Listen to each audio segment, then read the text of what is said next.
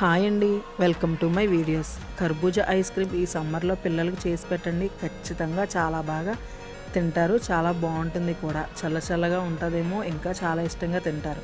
కర్బూజాని పైన చిన్న ముక్క కట్ చేసి అందులో ఉన్న పిక్కలంతా తీసి వేస్టేజ్ అది తీసియండి.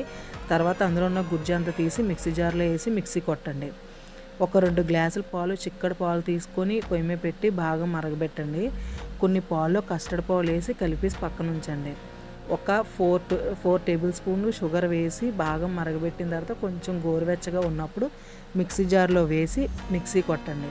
ఆ తర్వాత మన కర్బూజా ఉంటుంది కదా పైంది, అందులో వేసి కొన్ని ఐస్ బబుల్స్ ఉంటే ఐస్ బబుల్స్ కూడా వేసి 24 అవర్స్ ఫ్రిడ్జ్లో పెట్టి బాగా కూల్ అవనివ్వండి.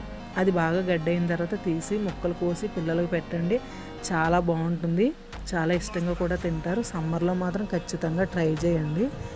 Thank you.